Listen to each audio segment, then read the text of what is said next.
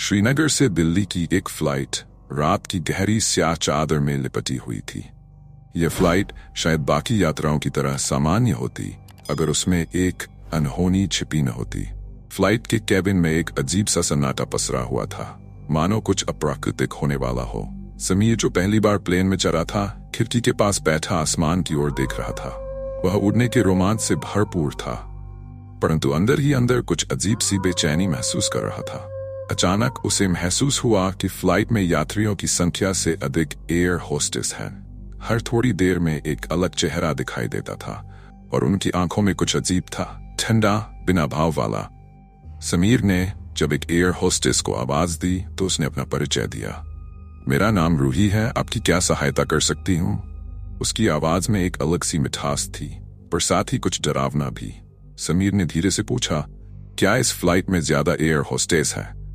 रूही ने हल्की सी मुस्कान के साथ जवाब दिया, नहीं, हम 3 ही हैं, शायद आपको भ्रम हो रहा है। समीर ने उस मुस्कान में कुछ अजीब सा महसूस किया। उसकी गर्दन की नसें जैसे अचानक खिंचने लगीं, पर उसने ध्यान हटाने की कोशिश की। वह अपने बगल वाले यात्री से बात करने के लिए मुड़ा, लेकिन उसे वह कुर्सी खाली मिली। उसे याद था कि वहां पहले एक व्यक्ति बैठा था। समीर का डर अब सच में बदल रहा था। उसने एक अन्य एयर होस्टेस को देखा जो हल्की लाल साड़ी में थी। वह बड़े ध्यान से यात्रियों की तरफ देख रही थी, जैसे किसी शिकार की तलाश में हो। कुछ ही समय बाद फ्लाइट में अचानक से लाइट्स बंद हो गई और पूरा केबिन अंधेरे में डूब गया। यात्रियों के बीच हलचल मच गई। लोग इधर उधर देखने लगे, पर कोई भी एयर होस्टेस या क्रू मेंबर दिखाई नहीं दे रहा था। तभी समीर ने महसूस किया कि किसी ने उसकी सीट के पास आकर खड़ा होकर कुछ कहा। जब उसने ऊपर देखा तो वही रूही खड़ी थी, लेकिन अब उसकी आंखें पूरी तरह से काली हो चुकी थीं। समीर का खून जम गया।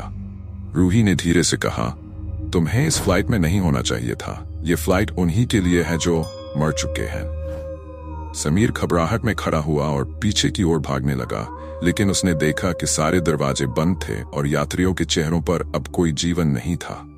वह सब किसी दूसरी दुनिया के लग रहे थे।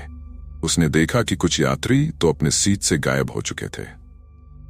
तभी समीर की नजर उसी लाल साड़ी वाली एयर होस्टेस पर पड़ी, जो धीरे धीरे उसकी ओर आ रही थी। उसकी चाल में कुछ असामान्य था, जैसे वह हवा में तैर रही हो। समीर ने पलटकर भागने की कोशिश की, लेकिन अचानक उसकी आंखों के सामने अंधेरा छा गया। जब उसने दोबारा आंखें खोली तो वह एक सुनसान बंजर जगह पर था। फ्लाइट गायब थी, यात्री गायब थे और उस पर सिर्फ एक भयानक सन्नाटा था। तभी एक ठंडी हवा का झोंका आया और एक आवाज आई, तुमने हमारी फ्लाइट में कदम रखा और अब तुमसे कभी छुटकारा नहीं मिलेगा। समीर ने चारों ओर देखा, लेकिन सिर्फ वही लाल साड़ी वाली चुड़ैल उसकी ओर देख रही थी। वह आखिरी आवाज थी जो समीर ने सुनी। उसके बाद उसे किसी ने कभी नहीं देखा।